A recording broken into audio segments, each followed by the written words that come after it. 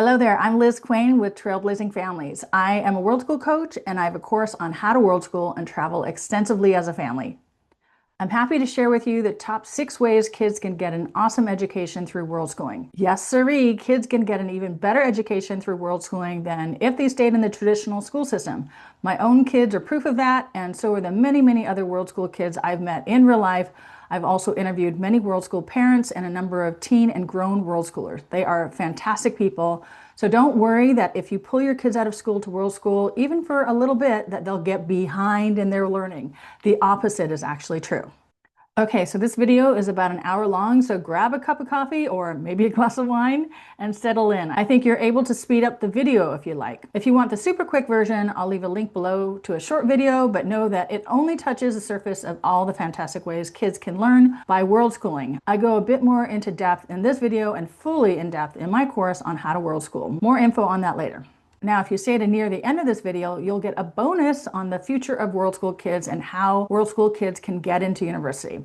Okay, so before we get into it, let me give you a quick background of me and my family. I'm a world schooling mom of fraternal twin girls. As of this recording, they are 16. I'm also a digital nomad, entrepreneur, and I love to travel. I have traveled to nearly 50 countries in my life, many of them before I had kids.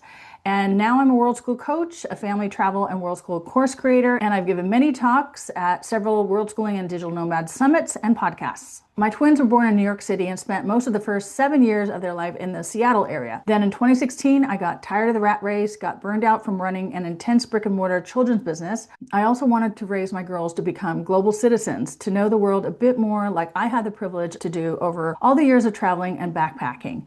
So I decided to sell my business as I was really burned out working 7 days a week as a small business owner. I pulled my then 7-year-old twins out of school and we started traveling and world schooling. It's been an incredible experience. We've visited or lived in 22 different countries so far. We've learned so much about different cultures. We've eaten delicious food, had many amazing adventures out in nature or in big cities or small towns. We visited historical places and archaeological sites. We learned some Spanish, and most of all, we met lots of interesting people, locals as well as other world schoolers, digital nomads, and expats.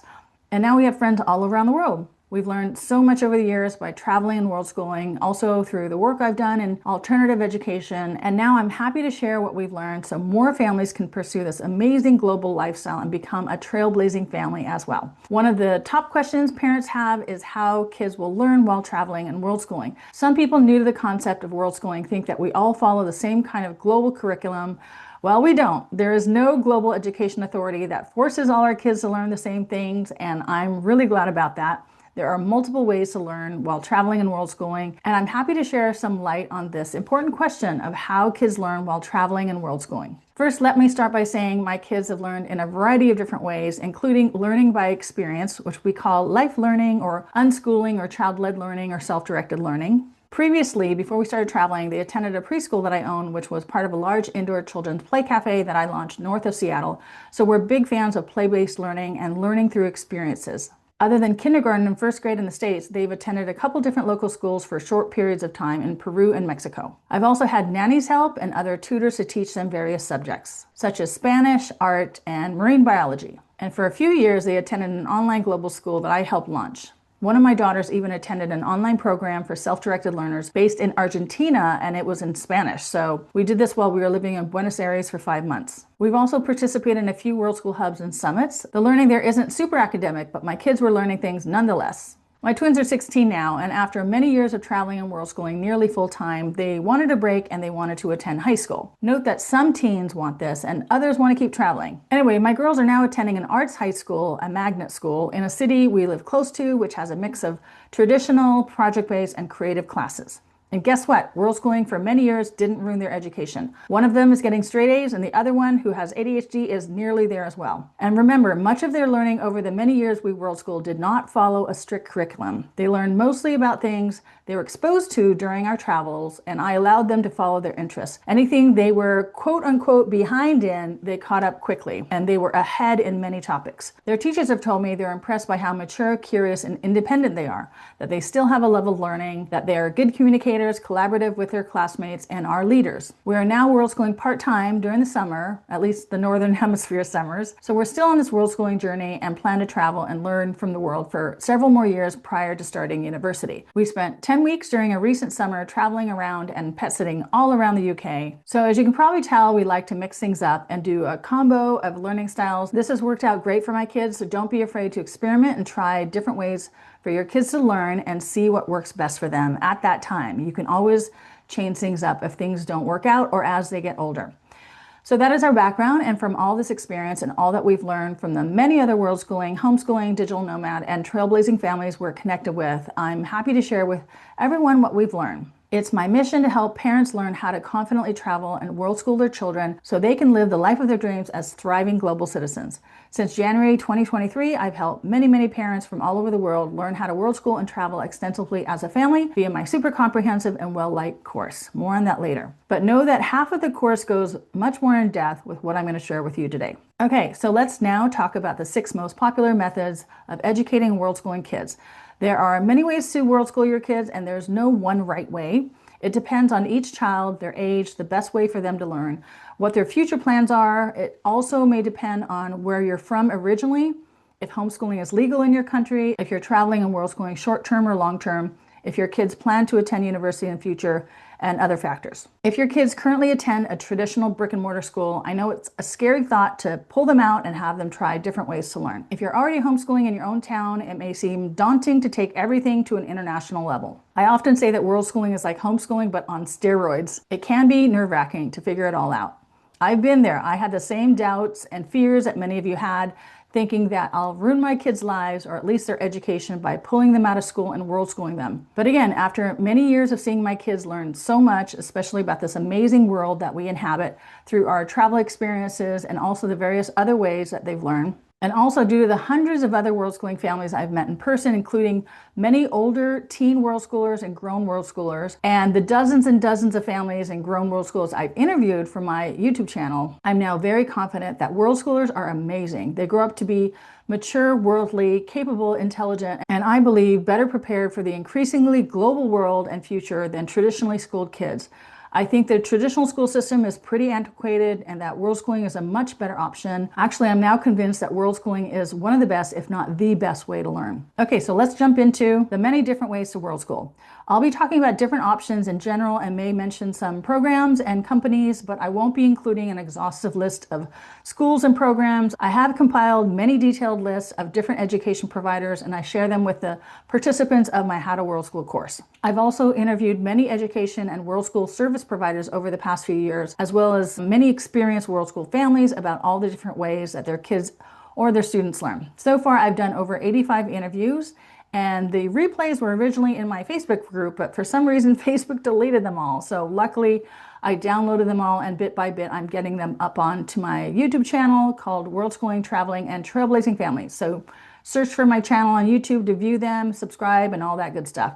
I think you'll be amazed by all the different ways that kids can world school. And do note that many families start in one place and they kind of transition as they learn more about world schooling and as their confidence grows on the different ways of learning. You don't have to get it all perfect at the beginning. We parents tend to get to know our kids better once we pull them out of school, and over time we can better figure out how they learn best. So take a deep breath, learn about these different ways, try them out, and see what works best for your kiddo.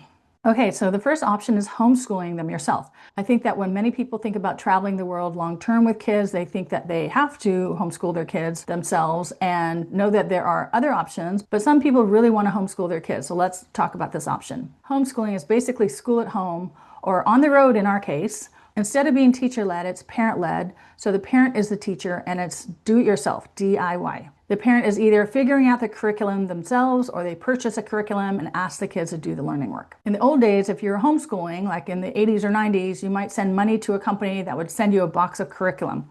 Lots of books and worksheets and maybe some CD-ROMs. So this is what we called box curriculum. Much of it at the time was religious in nature, but nowadays there are lots of secular options. I also know some world school families who still stay connected with the school back in their hometown, and they'll take the textbook with them and the worksheets and take pictures of the work and email it back to the teacher. At least the first World School families did this, say in the early 2000s or 2010s. For me, that sounds a bit odd to follow a set curriculum while you're traveling, because if the curriculum says you should learn about the American Civil War, and you happen to be in Peru visiting all the archaeological sites such as Machu Picchu, shouldn't you learn lots about the Incan Empire and Machu Picchu while you're there instead of the American Civil War? When visiting the Yucatan Peninsula, shouldn't you be learning about the Mayans and their history and culture? When in Athens, shouldn't you be learning about Greek history, philosophy, and architecture? I think so. There are so many things to learn about where you are in the world. All the history, the culture, about nature and animals, and all the engineering of things like the Panama Canal, the pyramids of Egypt, marine biology, how the Japanese train and subway systems work, and all the things that you can learn while traveling. But instead, you're sitting in your hotel or Airbnb reading textbooks about something else. That is definitely not the type of learning that my kids enjoyed. When we first started world schooling, we were in Bali, and I tried to say, hey, let's sit down and spend a little time doing some math or reading a book. And they're like, no, I want to go outside and check out the big spider web in our garden and the neighbor's pig, which we later saw killed for the upcoming festival. That was a learning experience. My kids wanted to check out a cool temple or pick shells at the beach or learn about saving baby turtles. So my attempt to teach them something academic I thought was important didn't work. And my kids were right. They learned so much just by experiencing what was around them. Also, people will sometimes use traditional curriculum online, which is good because it saves some trees, but it's also quite similar to the traditional school system and the previously mentioned box curriculum. Often these traditional schools are accredited, so if and when they go back into the school system, it will be a smoother transition. I'm still not a fan, but it is an option. I know quite a few kids who have world schooled and did very little academic work while they were traveling for a year or so and returned to the school system and did just fine. I didn't force one of my girls, Gabby, to do math for many, many years we were traveling, and guess what? When she got back into the school system, she was initially earning a C and then a B for math, and then the past couple of years she's been getting all A's in her high school math classes. So she caught up, and I know many world school kids or unschooled kids who do catch up pretty quickly. Gabby is now a 4.0 National Honor Society student. Her sister Aubrey is doing really well too. Sometimes these world school kids are even ahead of their always schooled kids. My daughter Gabby is one of the top students in her English, history, science, and arts and illustration classes, as those were the things that she really went deep in during our many years of traveling, due to her own interest in them, not because a teacher or I was telling her to learn those things. Both my girls are really creative and quite tech savvy, as they were allowed years to develop those talents and interests. The upper right is a selfie Gabby took in an ancient cistern in Istanbul, and the one on the left is her digital drawing of it. She drew it on her iPad with her finger. Gabby is super knowledgeable about comics, including the characters, storylines, the history of the comic creators, and more. Aubrey is very creative as well. She's very hands-on and sews, knits, crochets, plays piano and guitar, sings, draws, and writes songs. Both my girls are still working on their personal creative or learning projects in addition to their schoolwork and working part-time jobs. I think it's because during all the years of world schooling, they were allowed to self-direct their learning, and they are continuing to do so. Aubrey has been learning about Russian history and Greek mythology just because she wants to. You might be wondering, what's the use of Gabby learning about all the comics and the industry? Will she someday work in the animation industry? Will Aubrey end up with a hands-on creative career? Maybe, but maybe not. It's not what they're learning about that's the main thing. It's that they know how to learn independently without a teacher or a boss telling them what to learn. This should serve them well in the future. People who can be self-learners can figure things out without someone holding their hand all the time. That is the important skill to have as we're dealing with an ever-changing and unpredictable future. Now let's talk about the traditional school system. In general, it has a curriculum that hasn't changed much over the last 40 or 50 years. Well, now we have so much technology and other advances and a variety of things to learn. Also, there's hardly anything about entrepreneurship because schools were formed 200 years ago to create factory workers and then later office workers, not innovators, inventors, or entrepreneurs. And each school district has a particular curriculum that's often different from one in another state or country. So don't worry about gaps in learning. I have a friend who has a PhD and she feels like there's still a lot that she doesn't know. So don't get stuck on this. Don't think that if your kid doesn't learn certain things that are taught in the school system that you're from, that they won't be educated. There are many different ways to be educated. Again, I put my kids back in the school system off and on, and they did just fine. It may matter a bit more when kids are in middle or high school, but not when they're in elementary school. And regardless, unless they have a major learning disability, they will catch up if they put their mind to it. Even my ADHD kiddo caught up. Some world schooling families will homeschool math and language arts and then unschool the rest, and that's a good compromise or mix of styles. Many World School parents will piece together a hodgepodge of online programs by using free or low-cost programs or apps such as Khan Academy or Duolingo or Code Combat. That's great, and my kids have done that as well. There are literally hundreds of learning apps out there and a gajillion YouTube videos about every conceivable topic. I put together a list of 700 online learning apps that I share with the participants of my How to World School course. Obviously, we have books online now. On Kindle, you can use your public library's membership and then get books by the app called Libby. Many World School families work on projects out in the real world that the parent chooses. I'm a big fan of project-based learning. Many parents will purchase supplies along the way. You don't need to bring all of it with you at first. You can purchase things and improvise along the way. Okay, so let's talk about the possible downsides of homeschooling while you're world schooling. Some kids may get disinterested in parent-led homeschooling, especially if the kids need to follow a rigid and antiquated curriculum. Before, the teacher used to tell them what to learn, and now mom or dad is telling them what to learn. They might do it for a while, especially if they're very obedient children. Mine are not. You might need to bribe them or really coerce them to get the learning done, which I'm not a fan of. I think intrinsic motivation is better than extrinsic, so when you're pushing them, the learning might not be as effective. And they're probably not going to remember all that forced learning. Studies have shown that 90% of what a typical student is forced to learn will get forgotten not long after the learning or the test. Think about what you had to learn in all the years of school that you went to, and how much of that do you remember? Other than the things that were interesting to you or a practical value that you used or did often, do you remember the rest of all those facts and figures that you were required to memorize for the test? Often that kind of learning doesn't stick into your long-term memory, unless you have a photographic memory, which lucky you, most of us don't. But thankfully now we can just look it up on our phones. So why do kids nowadays have to memorize all that possibly useless info? But I think it also depends on the mindset of the child and what they want. Maybe homeschooling is a great fit. They may want someone to tell them what to learn and create lots of structure.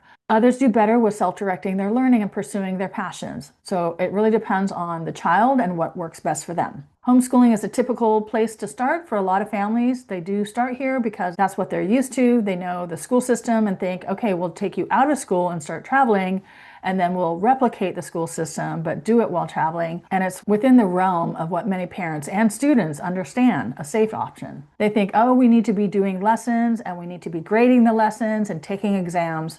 Many think that they need to keep up with the school system, but very quickly, many world schooling families realize that all it's doing is creating arguments. Many kids don't want to spend hours indoors doing boring worksheets and reading textbooks, even if it's on a screen. I highly recommend for younger kids to spend only 10 to 20 minutes per topic, maybe an hour a day total, maybe 2 or 3 hours as they get older. Of course, more hours as they get to be teens. Hopefully by then they will be self-directing their learning more and get really passionate about something by then. I know some kids who spend 10 hours a day coding because they love it so much. Many families have said they started in this fashion with parent-led homeschooling, but many parents, as they started traveling, they saw their kids learning so much from real-world experiences and that their curiosity gets sparked by all that they see, and that causes them to want to learn more in an organic way. Sometimes until you start traveling, you don't see that. So pushing a curriculum on them may or may not be a waste of time. Remember, many kids will not remember a lot of it unless they have amazing short-term memory. So what's the use? It may take away the joy of world schooling. The second way to world school is one that many transition to. It's registering with an online school. This option is pretty mobile. I mean, you can get internet many places in the world via a laptop or tablet. These online schools require less time and energy from parents, but they often cost more. Well, some of them are cheap and maybe free, and others cost a lot, but you kind of get what you pay for. And the cheaper ones may require that parents would be more involved with keeping the students accountable. There are different types of online schools. Some traditional, and they follow a curriculum. They are a similar model to regular schools, but just online, meaning they are teacher or curriculum led. Others are more alternative. Some are synchronous, others are asynchronous. The key difference is synchronous learning is scheduled real-time interactions, usually via Zoom or similar. Students need to show up at a certain time, usually with a teacher and a group of other students. This is the more social option, which is great for world school kids who may miss being around kids their age. This can be sometimes difficult if you're crisscrossing the world and the live classes are in a certain time zone. Some have fairly strict attendance policies, making it difficult to take a day off to sightsee or catch a flight, or they don't have strict attendance policy, but you're paying for class time that your child would be missing. Synchronous usually costs more than asynchronous, as there's a live teacher or a facilitator there. Asynchronous learning happens on your own time and you can go at your own pace. They often have pre-recorded video lessons or lots of text to read and some images. The student is to absorb this content and then take a quiz. You don't need to adhere to certain school schedules, Everything is just there when you're ready to learn it, and it tends to be more flexible. But it may be easier to push off and procrastinate on. It might require some prodding from mom or dad to make sure they get the work done. Again, it depends on how motivated or obedient your kid is. Many of them include testing and getting grades and all of that. This is the less social aspect, as your students are doing it by themselves, not with a group of students, and there's no live teacher there. Some programs do have a live teacher or learning coach to meet with once in a while, but typically on a day-to-day basis, you're on your own. Some online schools are a mix of synchronous and asynchronous, so that could be a great option. I now know quite a bit about progressive online schools as I helped launch and run one for a few years, and I've been exposed to the ed tech landscape for many years. I no longer recommend the program I work for, as there's been many changes that I and many other families and teaching staff didn't agree with. But again, I've interviewed a number of other online schools that are doing really well, are popular with world schoolers, and that would work for a somewhat nomadic lifestyle. Some of my interviews include the founders of Prisma, the Socratic Experience, Sora, and Go Superlative. They tend to be project-based in nature or have lots of discussions between the students and the teaching staff. Many are focused on the skills of the future, and some even have graduates that have been accepted into top universities. I'm really picky about who I interview, and I also try to get a tuition discount for my audience. So look at my YouTube channel called Worldschooling, Traveling, and Trailblazing Families for the interview replays, and find the link so you can hopefully get the discount, or ask them if you enroll, if you can get the Trailblazing Families discount. I wouldn't recommend an online school for younger kids. I think there are better ways for them to learn that are more hands-on, play-based, and in-person. I think pushing really young kids to do academic things a little too early may cause some anxiety, and they are missing out on learning real world and real life skills, especially social skills and how to be in this world. But I think you can start considering online schools for kids like around age 8, maybe a little younger depending on your child. The third option is enrolling your kids in local schools at the destination you're visiting, or in vacation camps or local classes. I put my girls in a local school in Peru, in a little town in the Sacred Valley.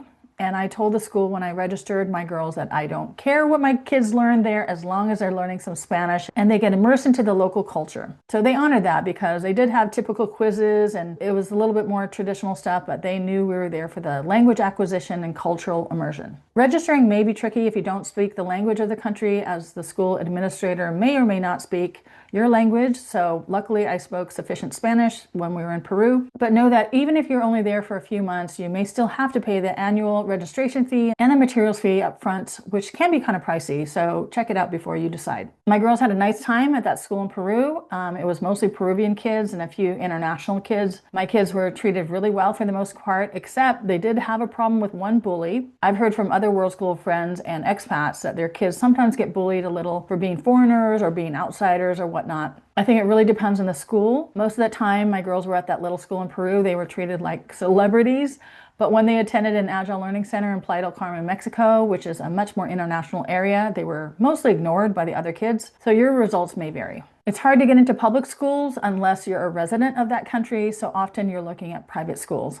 Some are not too expensive, like $100 to $300 US per month per child, but others can be $20,000 per year, or maybe even more. Some schools require uniforms that you have to buy. Some start quite early in the morning, and they go for many hours, which might be a shock for World School kids who have been out of the school system for a bit and could wake up whenever they wanted. They often have curriculum and testing unless it's an alternative school. It's usually, if not preferably, in another language. So the first few months can be challenging for your kids if they're absolute beginners in the language. If that's the case, I think this option is best if your kids are young and the school is more of a preschool, kindergarten, or early elementary grades, as that's a great age to soak in a new language and there's less challenging academic work. It's a very effective way for your kids to be, well, forced to learn that language, so they have no choice because everyone is speaking it. Although if you go to a bilingual school, they may still be speaking English or whatever the language is. So I would avoid bilingual schools if language acquisition is your goal. For us, it was just kind of difficult to manage since we were in these locations short term, 3 to 6 months. I think if you're living someplace for a whole school year or at least 6 months and you're willing to make the investment of all the registration and uniforms and all of that, it makes sense. And keep in mind that not all countries follow the same school vacation schedule as your country. Countries in the Southern Hemisphere may have their long 2-3 month break in their summer, which is usually around December and January. And the ones in the Northern Hemisphere have their break around July and August. Going to a local school can be a great experience for the kids. They're definitely socializing. They're learning about local customs and the cultures and probably celebrating the holidays there. So I've heard good and bad things about this option. I think it really depends on the school. There are alternative schools such as Montessori's, Agile Learning Centers, and Waldorf schools around the world. There are also democratic Sudbury type schools. It really depends on the school. So try to get lots of reviews before you commit to signing up for hundreds or thousands of dollars of tuition. A lot of the quote unquote best schools are full and they're sometimes hard to get into. You may or may not try to get your kids into a top school, but be aware that if you ask the local expat Facebook groups for school suggestions, which you should, the parents there may often recommend the top expensive international bilingual schools. These expats live in the place for years, often work for big corporations, and their goal is for their kids to eventually attend university in their home country. So they can also grow up to become corporate workers. Your family, in contrast, is most likely hopping around the world and having a much different lifestyle and, I would say, better educational experience. And there's so many world schooling parents who are entrepreneurial. So I don't know how many of you want your kids to go down that corporate rat race kind of a thing, which you're currently trying to escape from, at least for a little bit. From a world schooling perspective, your goal is to continue to travel and explore the world. So then being stationary for a long time and attending a local traditional school might not be the right kind of culture. Option 4 is hiring private teachers, tutors, or nannies. I've hired nannies in the past at various destinations we were at. We even had live-in nannies twice. One of them was in Medellin, Colombia. We had a wonderful Venezuelan woman who just moved there, and she was previously a teacher. So she took my girls to karate, gymnastics, and cooking classes, and she spoke Spanish with them. Another was a local girl in Puebla, Mexico, who had been an au pair previously in Europe, and she lived with us during the COVID pandemic. And she was willing to hunker down with us, and we were all careful not to catch COVID. I was working a lot of the time at that online school, so it was great that she was there to help me with my girls. She cooked us 3 amazing meals a day. She was an amazing cook. She did the dishes. She spoke Spanish to my girls. She went shopping with me. She even went with us to doctor's appointments to help me translate, as my Spanish isn't fluent. And it was a fantastic situation, and she really became part of our family. We typically try to immerse ourselves in the culture of the country we're in just by being out and about in the town. But since so much was closed down in Mexico during the pandemic, we were able to bring Mexican culture into our house with this wonderful young woman. I've met a few families who bring a nanny with them traveling, or they hire a tutor or private teacher to travel with them. They often want this person to have a quote unquote good passport so they can easily enter the countries with the families. This option costs a lot, possibly what a teacher makes in a quote unquote good passport country, if not more. I think this sounds interesting but spendy. And I'm wondering if the teacher or tutor is going to be able to help your kids with all the different subjects that they might want to be learning. So I think this option is good when your kids are younger. For older kids, I would recommend online tutors who specialize in the subjects that your kids are interested in. I've interviewed programs such as Cicero Learning and Pacific Preparatory who have one-on-one tutors. They have years of experience in a variety of subjects. They're pretty flexible with what time the sessions are. My girls took a marine biology class with Cicero, which they loved, and they even dissected a squid during an online class. Then for group classes, OutSchool is super. My girls have taken a number of OutSchool classes, and I've interviewed a representative from OutSchool, so take a look at that video on my YouTube channel. You can find local tutors in the destinations you're at. If you're not conversant in the local language, there may be a language barrier. The bilingual teachers and tutors tend to be more expensive, so maybe that will work for you. I personally think online tutors are much more efficient. We did hire a Spanish tutor when we lived in Buenos Aires, Argentina. She was local and we met her in person a couple times, but my daughter preferred to do the classes online. We've also had language or math tutors come to our Airbnb for an hour or 2 a week. One very interesting idea is for a group of families, usually around 5 to 10 families, who travel together with a traveling teacher or 2. I interviewed a group who did this. They typically would pool their funds. I think it's about $600 to $800 US per student per month. And that would pay for the teacher's salary, accommodations, and traveling expenses. That is an interesting idea. Of course, you need to want to travel with all these other families. Hopefully they have kids around the same age as your kids. Yeah, I really like this model. Again, I've interviewed a couple founders of these nomadic World School groups, so look for those replays in my YouTube channel. Option 5 is World School hubs or World School pop-ups, as some of them are not year-round. Some of them just pop up from time to time, or they are nomadic. There are also some learning centers and learning hubs around the world, not official schools with a set curriculum, but more alternative or casual situations that seem to cater to world schoolers. So I'll throw them into the World School Hub category. I'll also mention summits in a bit. Ever since my family started traveling and world schooling, starting in 2016, we tried to go to places where other world schoolers gather.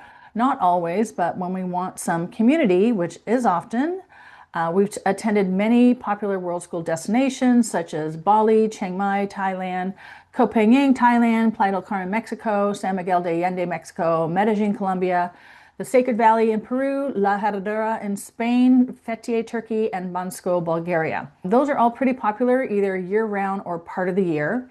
And sometimes there's an organized hub or learning center happening, and other times it's more casual. For example, parents would just post things that they're doing in a WhatsApp chat, or maybe they've hired a teacher and rally others to join in. We really like the Stone Soup pop-ups, but they haven't done any for a while since the pandemic. But we went to one in San Miguel de Allende for a month where there was about 40 families gathered, and we all lived separately in our own Airbnbs. And as a group, we rented a co-working space for a few days a week, and then Thursday was a park day, and we just hung out with the families a lot and took turns hosting a talk or organizing a trip to the puppet museum, or we chipped in and helped the kids with something. We also celebrated Dia de los Muertos together and painted each other's faces. We were planning to do the same thing with a similar group of families in Guatemala, but then COVID hit and we were literally stopped at the Mexican-Guatemalan border on March 15, 2020, the day the whole world shut down. So we couldn't cross with my car. We've attended a winter ski world school hub in Bansko, Bulgaria for 2 winters, 3 months each time. And there we lived in the same apartment building as the other participants, around 40 other families.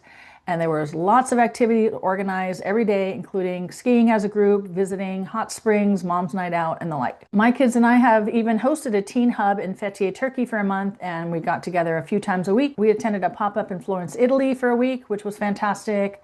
And we just love these types of cooperative or organized world schooling meetups. And I've interviewed a number of World School Hub founders. An upscale player in the field is Boundless Life, which has locations so far in Portugal, Greece, Italy, Bali, Montenegro, Spain, and Uruguay. They're hoping to open many more locations around the world. It's a bit pricey, but it's also quite full service. They provide accommodations, a school for the kids, and a co-working space for the parents, all within walking distance.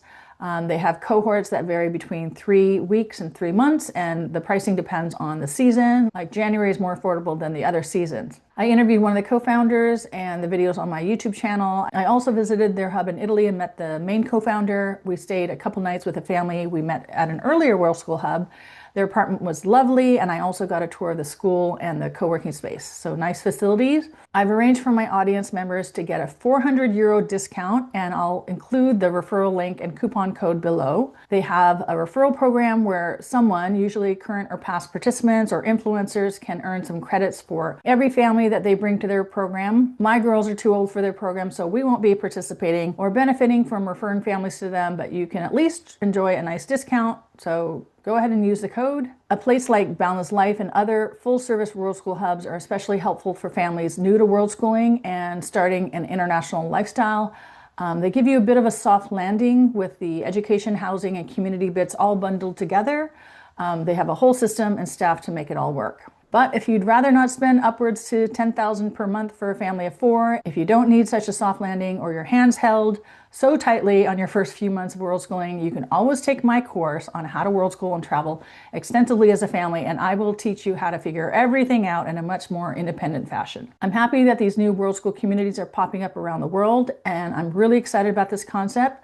Some of them sell out quickly, especially the highly regarded ones. World School hubs are not easy to launch and run, so please try to be understanding and kind to the organizers, as it's often a labor of love. Other than Boundless and maybe 1 or 2 others, I don't think most are making much of a profit from these hubs. Most are fairly new mom and pop operations, and they're doing it more for the community. A hub can be complicated to run. It's not easy to keep everyone happy. So try not to expect top-notch service and amenities like you might get at a large established hotel chain. I've seen some hub founders get overwhelmed and burned out due to the complexity of launching and running a hub. They're essentially launching a hospitality business and possibly an education endeavor at the same time, sometimes in a country foreign to them. Some of them just wing it and make mistakes. So make sure you check reviews and search the various World School Facebook groups to read the feedback. I've heard mixed things, even with the more professional looking hubs.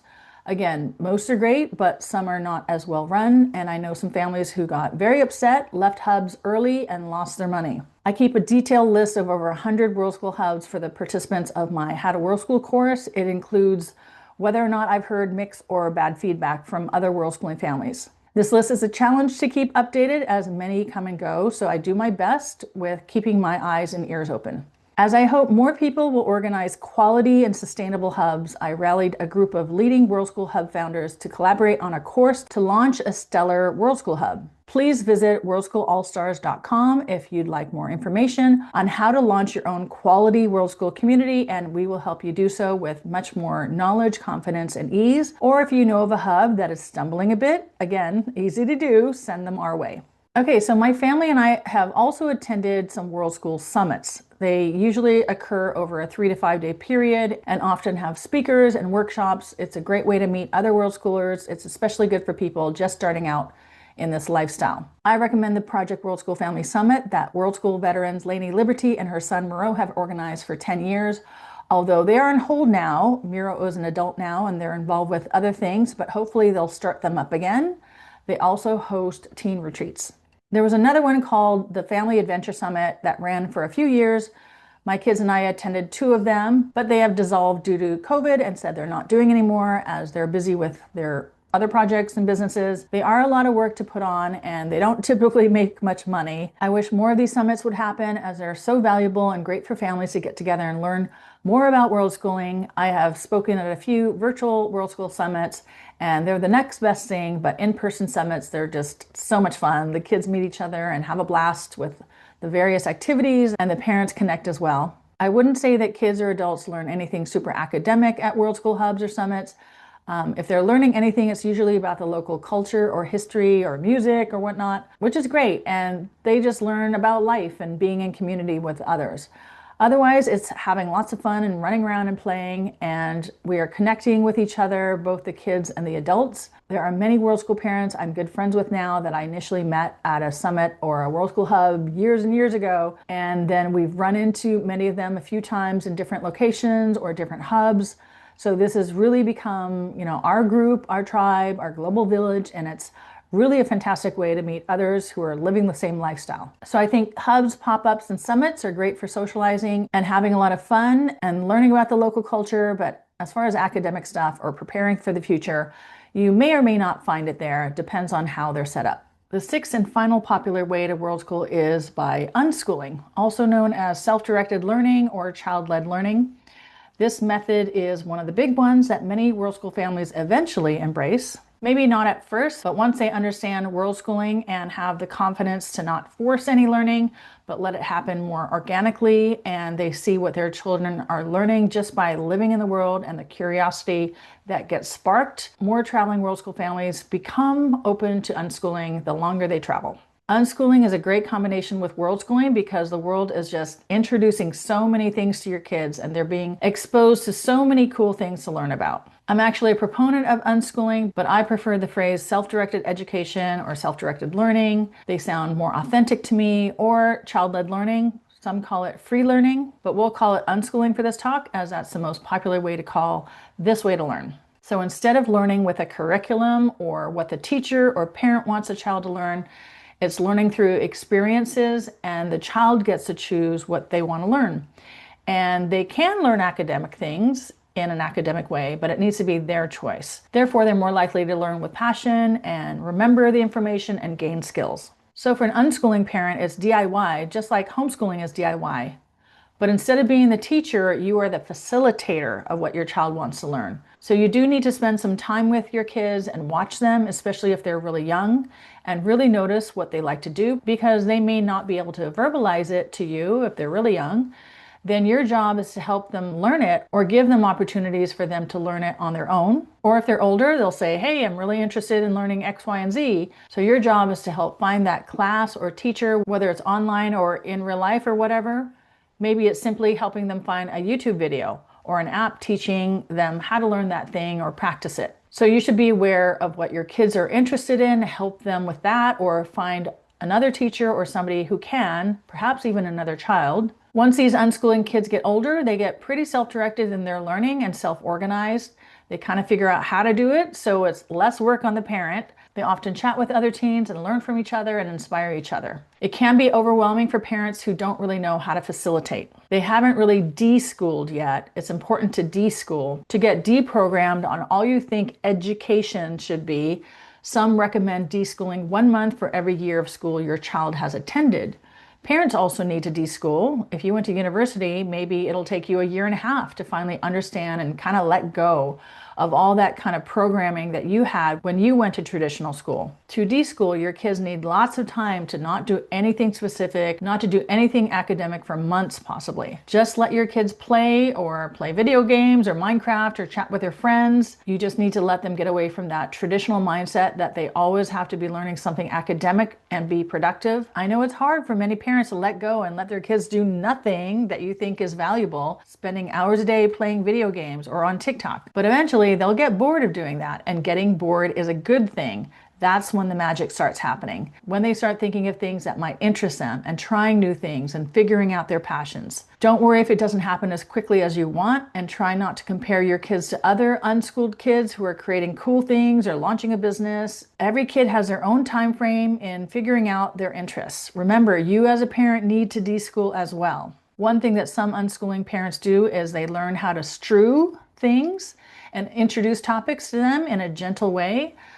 Don't force it, but you can say, hey, I heard the neighbor is doing such and such. Should we go over and check it out? And let your child decide. Don't force it. The main idea about strewing is that children are not vessels to be filled, but candles to be lit. And the incredible thing about traveling and world schooling is the world strews to your child. They are constantly introduced to new things, experiences, and learning opportunities. But it can be common for a busy working parent to neglect the strewing and facilitating. I've heard that many adult unschoolers are doing awesome, but some have said, I really wish I was exposed to more when I was younger. I wish my parents would have taken more part in what I wanted to learn instead of just leaving it up to me. So it's important not to neglect them while unschooling. I mean, you want to give your kids freedom, but you also want to be their facilitator and learning coach and cheerleader. It can be hard to do if you're busy working all the time, so it does take time. I think for me as a busy working solo parent, I really like the self-directed education philosophy, but I don't feel like I alone can be the person to strew and introduce things to my kids, all the things about the future, certain skills that I don't know yet. My kids for a while were really into 3D modeling because another adult introduced it to them. I would have had no idea about it. So I do like to seek other adults or even other kids who can help them learn new things.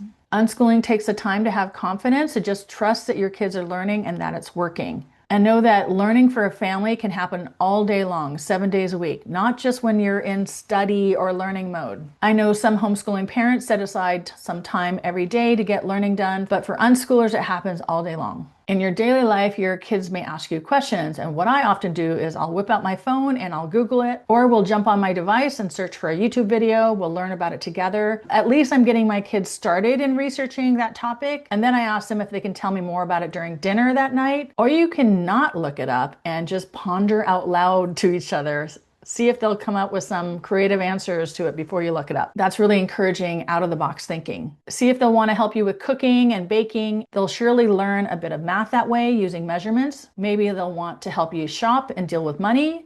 Currency conversions, that's a great way to do math. As they get older, perhaps they'll want to help you with your job or business.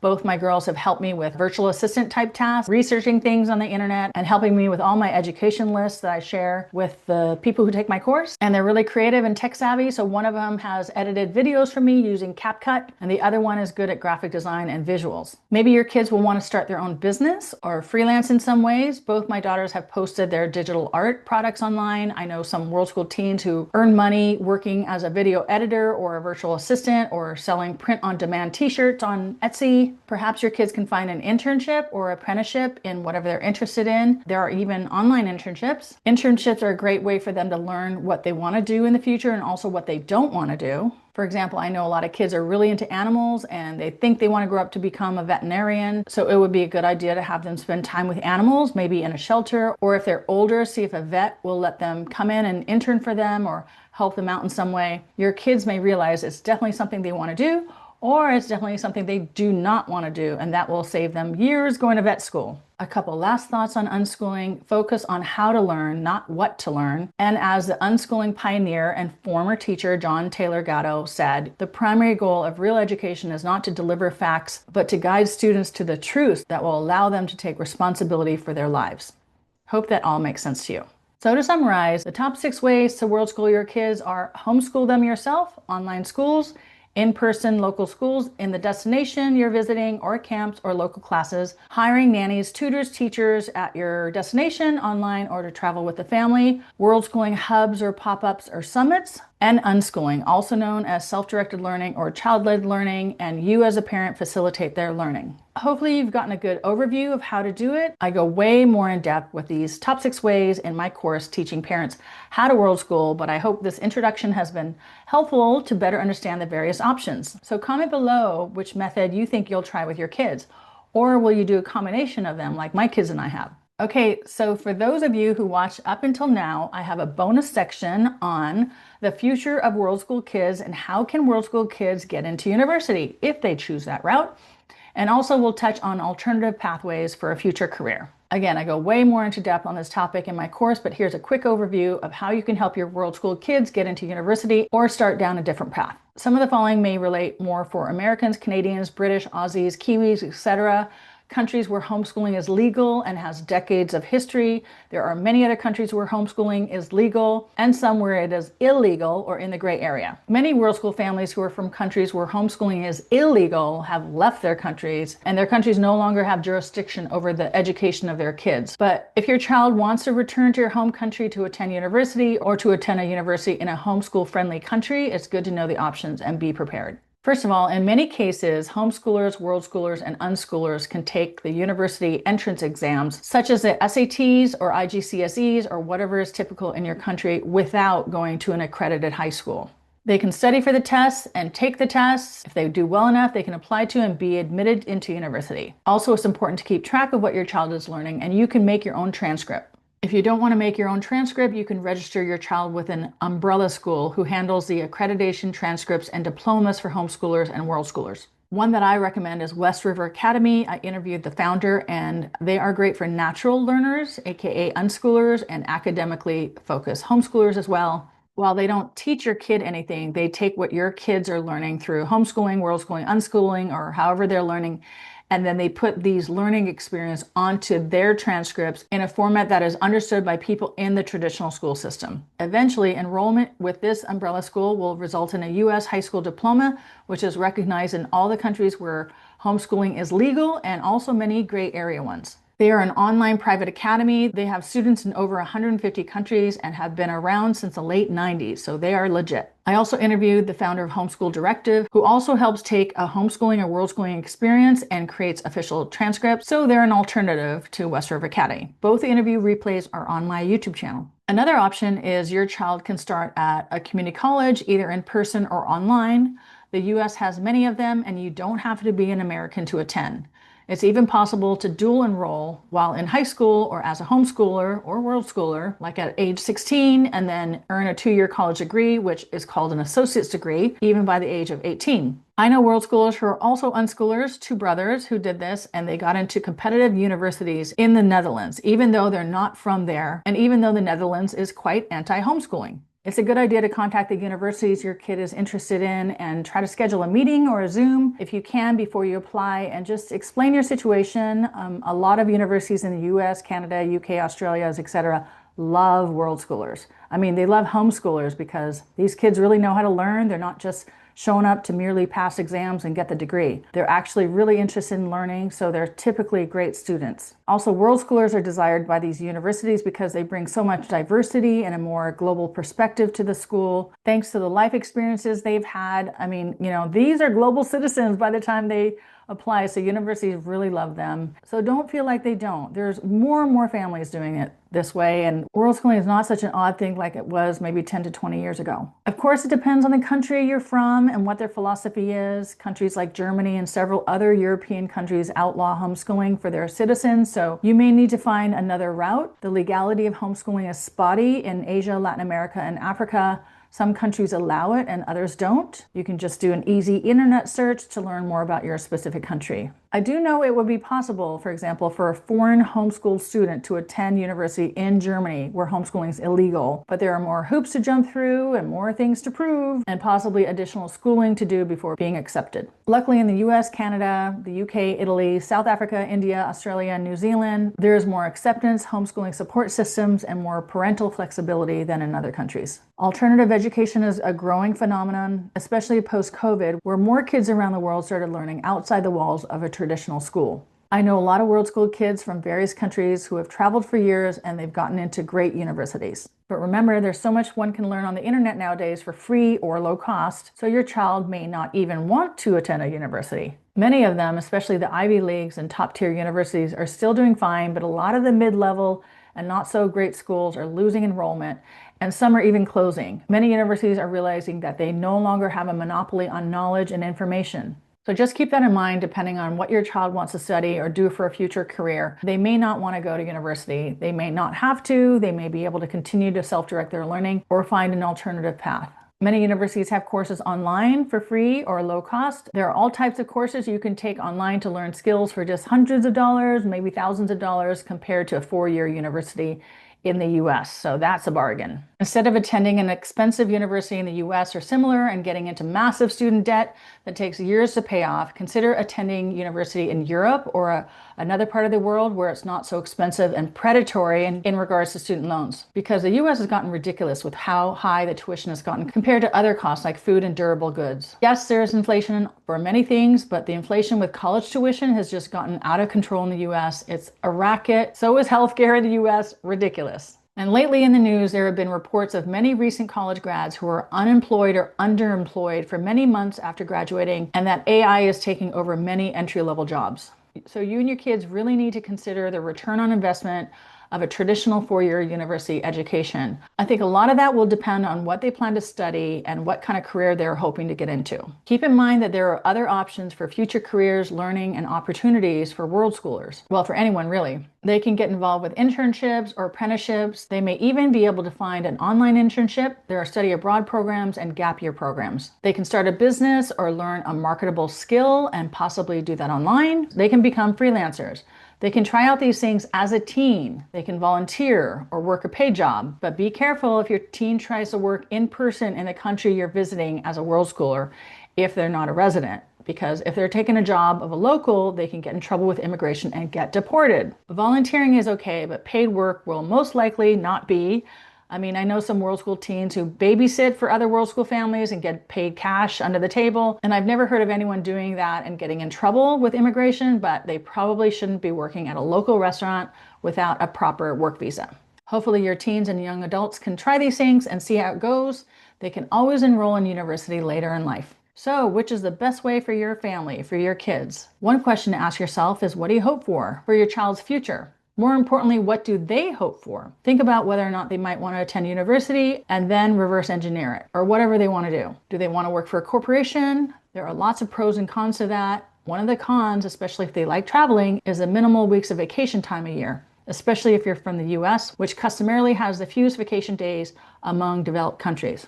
On average, about 10 to 12 days per year, because it's the only nation that does not mandate paid vacation time. Also, Canada, Japan, and South Korea workers have minimal vacation days compared to countries in Western Europe that typically get a month off per year. So working for a corporation may mean dealing with the rat race, more or less. That's something many of us parents are trying to escape by traveling and world schooling. Am I right? Would your kids rather be freelancers or entrepreneurs? Do they want to become digital nomads or have a more stationary life? If they want to work online and become a digital nomad, I put together a PDF on 300 income ideas to fund family travel and world schooling. That's actually a great list for your kids to look at as well. They can try these jobs or internships or freelance gigs or businesses themselves while they're teens. They don't need to wait until they're adults, especially if they want to grow up to be a digital nomad. You can ask for this free resource at my website, trailblazingfamilies.com. Becoming a digital nomad would give them and us the freedom that working online provides, the location independence, possibly getting away from the effect of climate change or harmful political climates or even war. Think about the Russians over the past few years who've been able to work online, and they've been able to leave Russia and work remotely in other countries and therefore literally survive and not get drafted into the war with Ukraine. There are also tax savings when working as a digital nomad. You'll find 3 interviews on my YouTube channel with accountants from the US and Europe who discuss this. And you can take advantage of geographic arbitrage, earning in dollars or pounds or euros, and then spending in pesos or baht or lira. Again, all of this I go into in more detail in my course. Well, I don't teach you how to earn a remote income other than putting together my big list, which I put a lot of time into creating over the years, that I've been a digital nomad. I can refer you to a digital nomad career coach and also an Aussie worldschooling homeschooling mom who teaches how to start an online business, sharing something that you're passionate about. So reach out if you're interested and I will connect you. In my course, there's lots about budgeting, finances, taxes, and setting yourself up for a location independent and more economical lifestyle. Hopefully you realize that we are lifelong learners, including us parents. Your kids don't need to figure it all out by the age of 18 or 21. They can try different things until they find their thing.